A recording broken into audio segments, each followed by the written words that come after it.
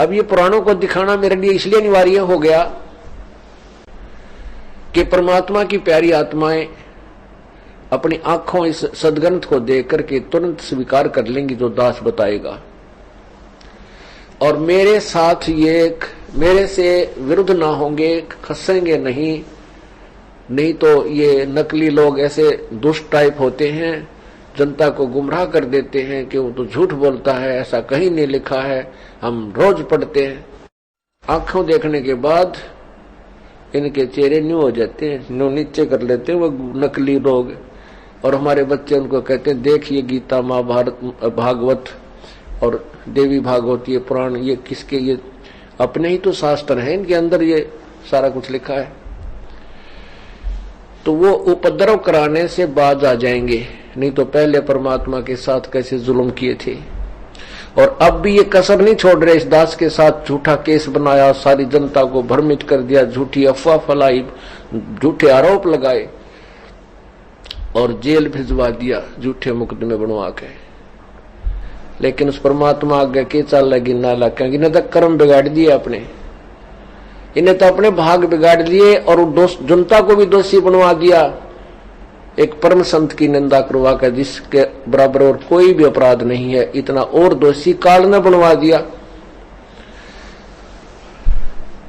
लेकिन अब इनकी दाल गला को नहीं, ये कितने पांव पीट दियो कर लिए न जो पापड़ बेलने थे। अब देख परमात्मा के बच्चे और उभर का रहे हैं, 10वें 12वें दिन सत्संग हो रहा है और उमंग उमंग कर और नए नाम लेने वाले भक्त आत्माएं और उभर कर आ रही हैं, क्योंकि सत्य उसी को कहते हैं जिसका कभी विनाश नहीं किया जा सकता।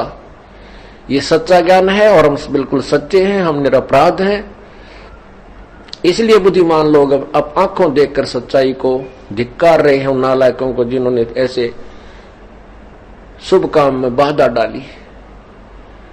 अब ये एक पूर्ण रूप से पूरे विश्व में एक ही स्थान है, 2 स्थान जैसे आश्रम क्रोथा में हम करते थे यही समागम, और आज यहाँ बरवाला में चल रहे हैं वर्तमान में।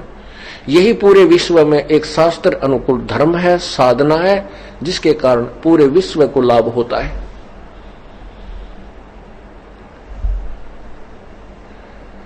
और जिससे सब समाज सुखी होना था वो बंद करवा दिया, वो और पाप के भागी बन गए।